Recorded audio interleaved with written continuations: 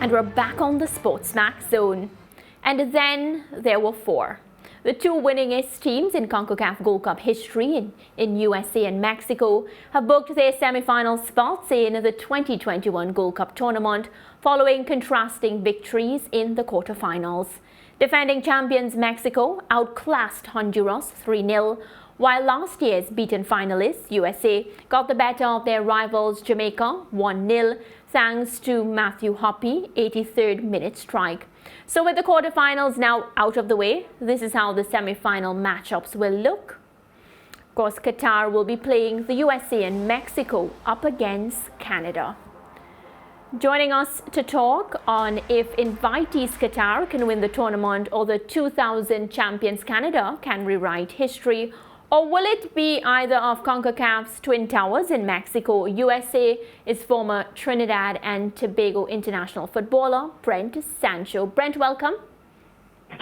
Hi guys, thanks for having me.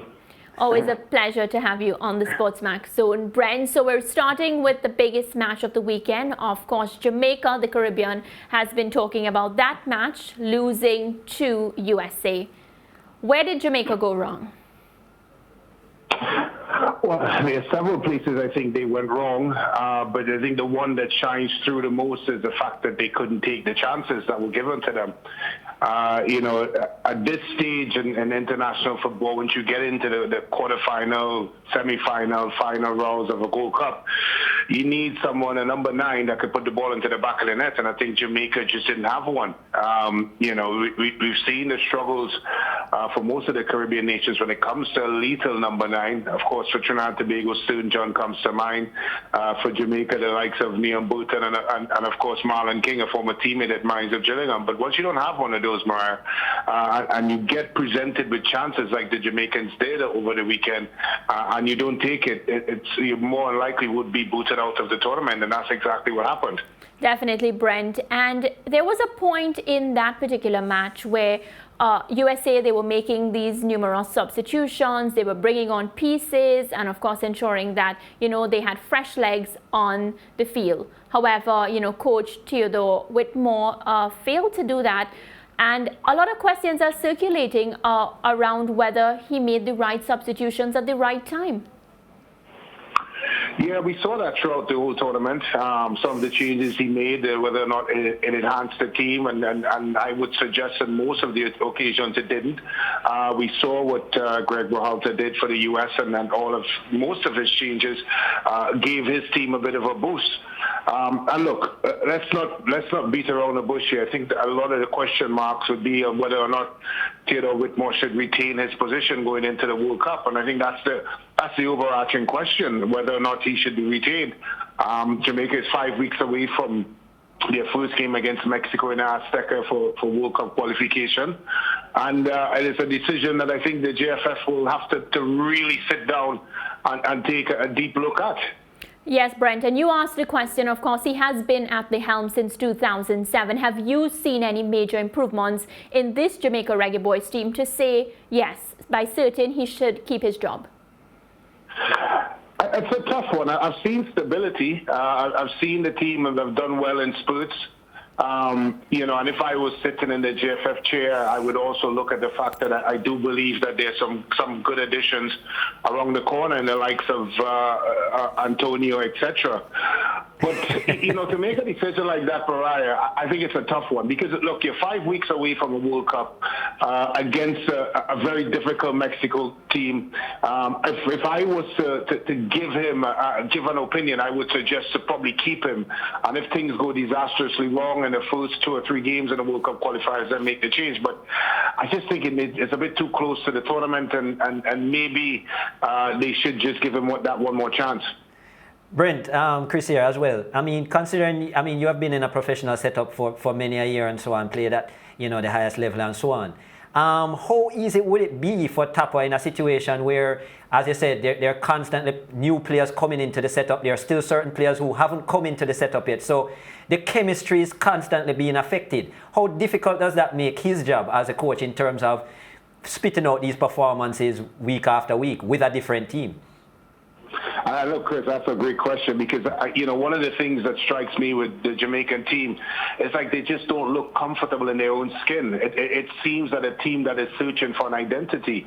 And because of the chop and changes, and it's not the chop and changes that, let's say, for example, Trinidad may have where they would have a player that plays in League Two or Conference.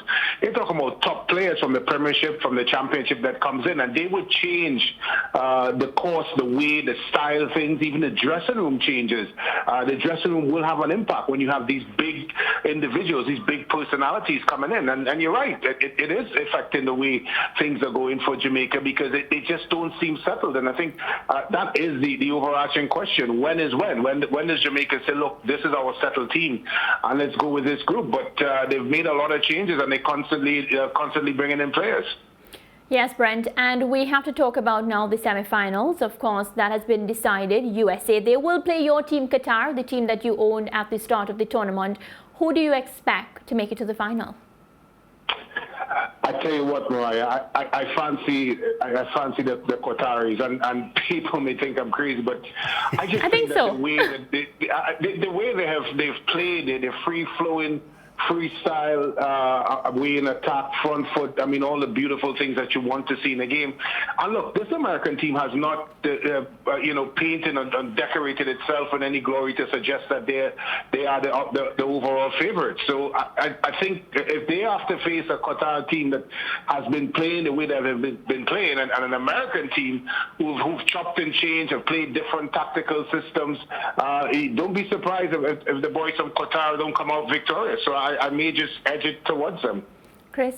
Interesting. I was going to ask you, Brent, because the Qatar team, even though they started their quarterfinal very well and ran after a 3-0 lead, the complacency that set in and almost fed El Salvador confidence and so on, they really look like they struggled defensively after that. Now, coming up against a US team that is definitely well-drilled, very disciplined, even though it's a young team, they seem very well organized. How do you think that may affect the Qatar team going in, especially if they suffer that same fate? I was daring to use the word cavalier, Chris, when I was talking about Qatar. And I think that does a bit sum them up because they do have the propensity to leave things open at the back. And they've done it many times before. But I just feel that the American team, they just have not looked settled. I've looked at the way they've set up throughout the course of the Gold Cup. They've chopped and changed in terms of the way they've approached games. And let's face it, if Jamaica was a bit more clinical, we'd be talking about a Jamaica-Qatar semi-final. Mm-hmm. So, and I think Qatar is clinical. They're a clinical team. They do put away their chances, and they've been a high-scoring team. I believe they're the highest-scoring team in the tournament so far. So I would expect them to give the U.S. quite a handful. But yes, there are genuine concerns about their defensive vulnerability, and we've seen it in the first game that they played against Panama, and of course we saw it again in the quarterfinals. I think because, a lot of people didn't have much expectations of Qatar, they're just going in there with nothing to lose and everything to win, and they're capitalizing on that, Brent. Well, I think if you did not watch the Copa America that we covered in SportsMax, then it's a pity on anyone to say that about Qatar, because I tell you what, they gave the South Americans a lot to think about in that tournament, and I expected them to continue to improve because that's exactly what Qatar have been doing over the last couple of years. Of course, they're the host nation in the World Cup to come, so they have been gradually improving, and we're seeing it in this tournament. And as I said, it's not a full-strength U.S. team by no stretch of the imagination, and I think this U.S. team in particular could see themselves being beaten by a team that is as adventurous as Qatar is going to be. Definitely. So we're going to move to the next semi-final now, Mexico, Canada. You pick for this one, Brent, and why?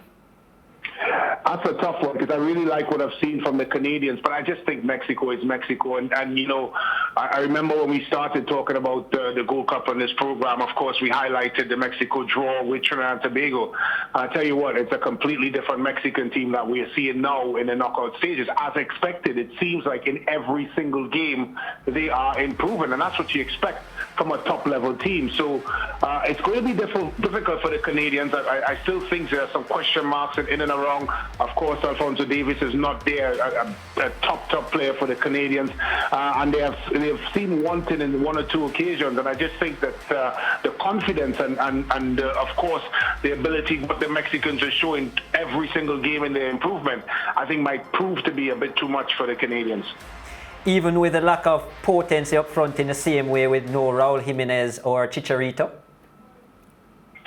Yeah, and that was a concern, and I may even put Chucky in that. Of course, he got injured in the first game as well. And you're right, they haven't shown the potency, but what they have shown, Chris, is dominance, and they're starting to really dominate teams. And not just that, they're getting goals from different parts of the park, meaning that other players outside of the number 9 role has been clinical in front of goal. So I feel that is a strong point of them, and I think the fact that Canada seem to be still stuttering a bit, although they got a good victory against the Costa Ricans. I still feel that they have not shown the kind of the kind of gust and thrive that they showed at the start of the tournament. They've kind of tamed down a bit for me, and Mexico is actually doing the opposite. They seem to be getting better with every game. All right, Brent. Well, the CONCACAF Gold Cup semis, of course, has been decided. We have some mouth-watering matchups, and we're looking forward to see if your predictions come true. Fingers crossed. All right. Thanks again. Of course, our former TNT defender there, Brent Sancho. Chris, we have a lot of exciting matches to look at, and of course, a lot more coming up on the SportsMax Zone. We go to break, and we'll be right back.